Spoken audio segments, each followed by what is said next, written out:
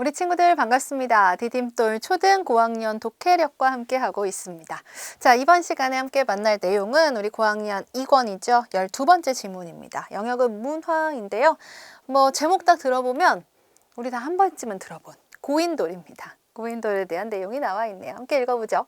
고인돌은 우리나라 청동기 시대의 대표적인 무덤 양식으로 큰 돌을 괴어 놓았다라고 해서 고인돌이라고 합니다. 그렇네요. 네. 고인돌의 어원이 나와 있죠. 어원을 보니까 왜 고인돌인지 금방 이해가 되네요.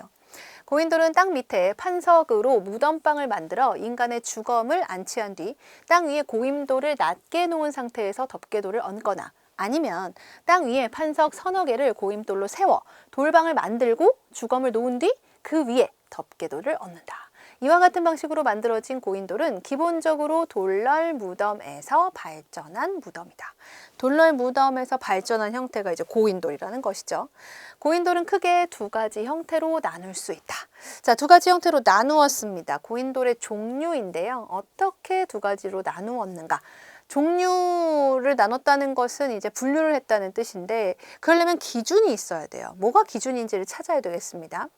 하나는 한강 이북에 많이 퍼져 있는 북방식 고인돌로 땅 위에 판석으로 된 괸돌을 길게 나란히 세우고 한쪽을 막은 다음 대형의 천장돌을 덮고 한쪽 문벽을 막은 형태이다. 그리고 다른 하나는 한강 이남에 많이 퍼져 있는 남방식 고인돌. 그러니까 한강을 기준으로 해서 이북, 이남. 그러니까 결국 고인돌의 종류를 나눈 기준은, 고인돌을 분류한 기준은 어느 지역, 어떤 지역에서 주로 분포되어 있는가라는 것이죠. 즉, 고인돌의 분포 지역을 기준으로 해서 북방식과 남방식으로 나누었다라는 것을 알 수 있습니다. 얘가 이제 남방식이죠. 한강 이남에 많이 퍼져 있어요. 지하에 상자형으로 무덤방을 만들고 주검을 묻은 다음 서너 개의 궤석을 올려놓거나 아니면 작은 돌을 깐 후에 천장돌로 덮은 형태이다. 그러니까 형태가 달라요. 근데 이제 기준은 분포 지역이다. 자, 이 두 형태의 고인돌은 주로 퍼져 있는 지역에 따라 구분되었으나 최근의 조사 결과에 의하면 북한 지역에도 남방식 고인돌이 발견되고 있으며 한강 이남에서도 북방식 고인돌이 발견되고 있다고 한다. 그러니까 이제 주로 분포되어 있는 것이 그런 것이고 일부는 북방식이 한강 이남 지역에 또 남방식이 또 북한 지역에 있기도 하네요. 어쨌든 우리나라에 참 고인돌이 많아요. 그죠? 우리나라 고인돌은 동북아시아 고인돌 문화를 대표한다. 그 중에서도 제주도 고인돌은 초기 철기 시대의 고인돌보다 발전된 형태로서 우리나라의 다른 지역에서는 찾아볼 수 없는 독특한 형식이다. 다른 지역에서 찾아볼 수가 없다고 하면서 제주 고인돌의 특징이 나와 있는데 우선 제주도 고인돌은 대부분 단독으로 자리한다. 예외적으로 고인돌이 모여있다 할지라도 수십에서 수백 미터의 일정한 간격을 유지하고 있다. 이게 독특한 형식이라는 거죠. 또한 제주도 고인돌은 만드는 방식도 매우 독특하다. 만드는 방식도 독특하대요. 어떻게 만드냐? 바닥에 4개의 기둥돌을 놓고 그 위에 덮개돌을 얹어 만들었다. 그리고 덮개돌 윗면에는 여러 개의 홈을 파놓았는데 이 홈은 다산과 풍요를 의미한다. 그러니까 이 부분은 지금 제주도 고인돌의 특징이에요. 제주도 고인돌의 특징인데 그 특징을 설명할 때 그냥 특징을 나타낸 게 아니라 다른 지역에서 찾아볼 수 없는 독특한 형식이다라고 하면서 제주도 고인돌의 특징을 나타내고 있죠. 그러니까 우리가 정리해 볼 때는 다른 지역 고인돌과의 차이점이 됩니다. 이와 같이 차이점을 중심으로 특징을 제시한 이런 설명 방법을 대조라고 하죠. 다른 지역과 대조해서 제주도 고인돌의 특징을 설명하고 있어요. 현재 제주도에 남아있는 고인돌의 수는 120여 기이다. 제주도의 고인돌이 우리나라에서 가장 늦은 시기까지 만들어졌음을 고려하면 남아있는 수가 그리 많지 않은 편이다. 그러니까 가장 늦은 시기까지 만들어졌다면 제일 많이 남아있어야겠죠. 그런데 많지가 않아요. 왜 그러는가? 그 까닭은 제주도 고인돌의 재료가 현무암이어서 다른 지역의 고인돌에 비해 깨지기가 쉬워요. 그러니까 지금 이제 남아있지 않은 거죠. 고인돌이 있던 지역에 마을이 생겨서 고인돌이 많이 훼손되었기 때문이다. 마을이 생기면 아무래도 없애겠죠. 그래서 제주도 고인돌이 지금 남은 수가 많지 않다라는 내용입니다. 그러므로 세계적 문화유산으로 가치를 인정받는 제주도 고인돌을 보존하려는 노력이 더욱 필요하다고 할 수 있다. 제주도 고인돌 보존을 하기 위한 노력의 필요성을 마지막으로 강조하고 있네요. 자, 정리를 좀 해보죠. 이 글은 고인돌이 만들어지는 방식과 과정 제시를 하고 있어요. 고인돌을 기준에 따라 두 종류로 나누어 설명했는데 그 기준은 분포 지역이었죠. 자, 제주도 고인돌의 특징을 다른 지역의 고인돌과 대조하여 설명하고 있습니다. 그래, 구조 살펴볼까요? 1문단.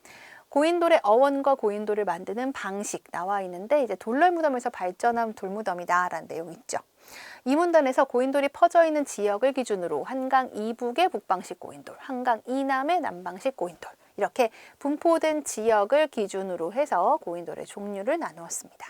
자, 이어서 3문단 다른 지역에서는 찾아볼 수 없는 독특한 형식을 지닌 제주도 고인돌은 대부분 단독으로 자리한다. 이렇게 제주도 고인돌의 특징이 나와 있고 마지막 4문단에서 훼손되어 남아있는 수가 많지 않기 때문에 세계적 문화유산으로 가치를 인정받은 제주도 고인돌을 보존하려는 노력이 필요하다라고 노력의 필요성을 밝히고 있습니다. 이렇게 이 글은 고인돌의 어원과 종류, 제주도 고인돌의 특징까지 설명하고 있는 글이네요. 자, 그러면 문제 만나볼까요? 자, 이 글의 내용과 일치하지 않은 건 내가 고인돌에 대한 배경 지식이 있다 하더라도 그 내용과 비교하는 것이 아니라 반드시 지문과 하나하나 비교를 해보라고 했죠.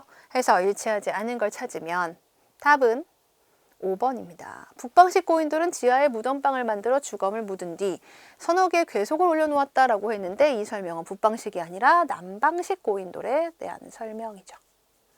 그래서 5번이 틀렸어요. 그래서 세부 내용까지 꼼꼼히 살펴봐야 일치하는 것, 일치하지 않는 것을 찾을 수 있습니다. 나머지는 모두 맞죠?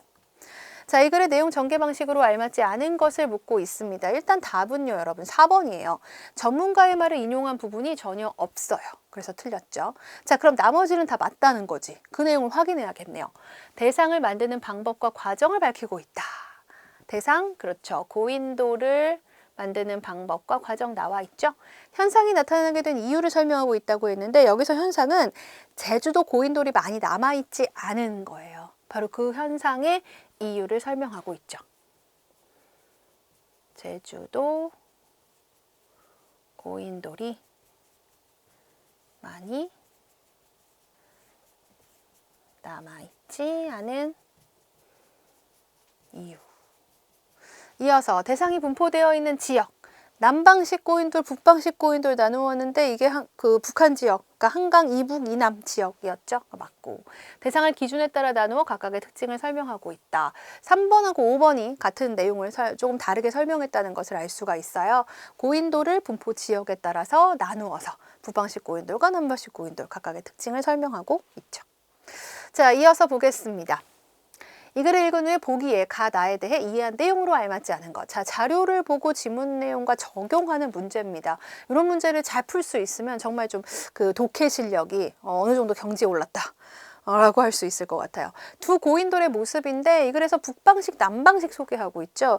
북방식 고인돌은 땅 위에 판석으로 괸 돌을 나란히 길게 세우고 한쪽 막고 또 대형 천장돌을 덮고 한쪽 문벽을 막았다고 했어요. 그 모습은 가죠. 대형 천장돌을 얹고. 그래서 가가 바로 북방식 고인돌의 모습이고 남방식 고인돌은 지하에 상자형 무덤방을 만들어 주검을 묻은 뒤 서너 개의 괴석을 얹거나 작은 돌을 깐 후 천장돌로 덮은 거예요. 그래서 나가 남방식 고인돌입니다. 이렇게. 그래서 지문 내용을 가지고 자료를 해석하는 그런 문제입니다. 이해한 내용으로 알맞지 않은 것은 그래서 답은 1번이에요. 북방식 고인돌보다 남방식 고인돌이 최근에 만들어진 고인돌이군. 뭐 시기에 대해서는 나와 있지 않았어요. 그래서 이 내용을 확인할 수가 없죠. 나머지는 모두 맞습니다. 이런 문제를 잘 풀 수 있어야 한다는 거 여러분 알아두시고 넘어가요. 자, 이 글과 보기를 읽고 추론한 내용 그랬습니다. 이 글의 내용과 보기 내용까지 같이 읽으면서 생략된 내용을 생각해 보자는 건데, 자, 우리나라 고인돌은 동북아시아 고인돌 문화를 대표합니다. 근데 제주도 고인돌은 우리나라의 다른 지역에서는 찾아볼 수 없는 독특한 형식을 갖추고 있다는 거죠.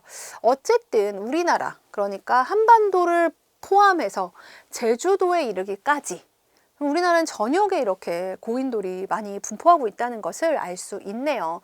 때문에 이 글과 보기를 읽고 추론한 내용으로 맞는 것, 우리나라는 동북아시아에서 다양한 고인돌들이 많이 퍼져 있는 나라다라는 것이 맞겠죠.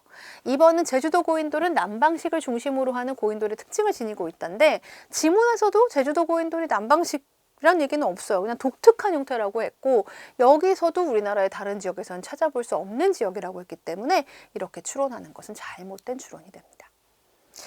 자, 여기서 이제 우리는 수능 연결 보겠습니다. 우리 추론에 대한 문제를 앞에서 살펴봤는데, 이렇게 추론에 대한 문제가 수능에서 많이 나와요. 알고 있는 내용을 바탕으로 새로운 내용을 미루어 생각하는 것. 그러니까 새로운 내용을 얼마나 잘 미루어 생각했는지를 묻는 문제가 나오는데, 밑도 끝도 없이 아무 새로운 내용이나 가지고 온다고 해서 답이 되는 건 아니에요. 알고 있는 내용을 바탕으로 해야 합니다. 그래서 이런 문제를 풀 때는 제시문의 특정 내용 또는 여러 내용을 종합하여 이를 바탕으로 새롭게 이끌어낼 수 있는 내용을 떠올려 봐야죠. 문제에서 보면 추론한 내용으로 적절하지 않은 것은 이런 문제가 나오는데, 반드시 윗글을 읽고 라는 말이 앞에 들어있죠. 이게 이제 앞에 내용을 미루어서 추론을 해봐라의 의미입니다. 이렇게 수능에는 지문의 내용을 근거로 새로운 내용을 이끌어내는 문제, 추론하기가 많이 나옵니다. 이게 굉장히 능동적인 독해에 해당하는 내용이라서 정말 많이 나와요. 지금부터 잘 연습을 해두는 것이 중요하죠. 자, 이어서 이번에는 이제 한 줄로 지문 내용을 요약해보는 그런 시간입니다. 고인돌에 대한 글이죠. 분포 지역에 따라 북방식 고인돌과 남방식 고인돌로 나뉘며 다른 지역에서 찾아볼 수 없는 형식을 지니고 세계적 무엇으로 문화유산으로 가치를 인정받은 어디 고인돌? 제주도 고인돌은 남아있는 수가 많지 않으므로 보존하려는 노력이 필요하다. 이렇게 요약할 수 있습니다. 자, 이번에는 우리의 어휘력을 키워보도록 하겠습니다. 어휘력 관련 문제. 자, 가로 안에 공통으로 들어갈 낱말을 완성하시면 돼요. 자식이 7이나 되니 어머니는 아이를 많이 낳았죠. 아이 또는 새끼를 많이 낳음이란 뜻, 바로 다산입니다.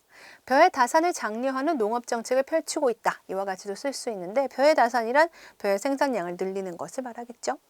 자, 이어서 그때는 찬란한 문화의 꽃을 피우던 시기였다.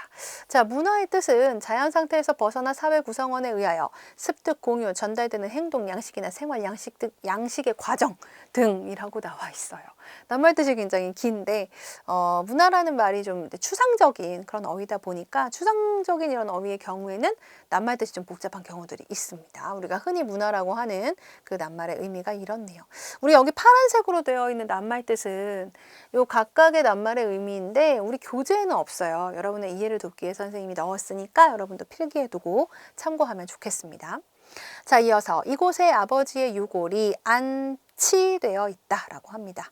독립유공자의 유해를 국립묘지에 안치하였다. 안치는 상, 위패, 시신 따위를 잘 모셔둠이라는 뜻이고요. 이어서 형의 사업은 최근 눈에 띄게 발전하고 있다.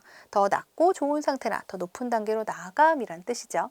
그래서 기차가 개통된 뒤로부터는 읍내가 대체로 발전하였다. 이와 같이 쓰기도 합니다. 자, 계속해서 우리의 어휘력을 좀 더 길러봅시다. 밥상을 상보로 덮었다.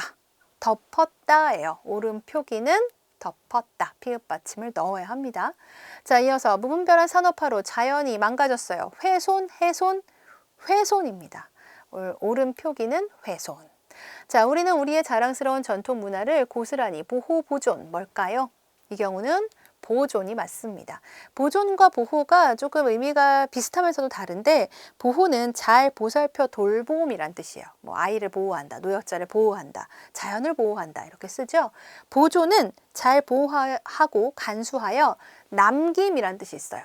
그러니까 뭐 전통 문화니까 후손에게 남겨야 되는 거죠. 그래서 보호가 아니라 보존이 맞습니다. 자, 그런 일은 친구로서 할 수 없는 일이다. 로서와 로서 많이 헷갈리는데 이 경우는 로서가 맞아요. 로서는 어떤 수단이나 도구의 의미입니다. 그래서 예를 들어 쌀로써 떡을 만든다. 이렇게 쓸 수 있는 거죠. 로서는 자격이나 지위라는 뜻이에요. 그러니까 친구 자격으로 할 수 없는 일이다 이런 의미이기 때문에 로서를 써야 되겠습니다. 로서와 로서가 많이 헷갈려요. 근데 이제 사용되는 상황이 서로 다르니까 잘 구분해서 알아두시면 되겠습니다. 어휘력까지 모두 살펴봤습니다. 다음 시간에 새로운 내용으로 다시 올게요.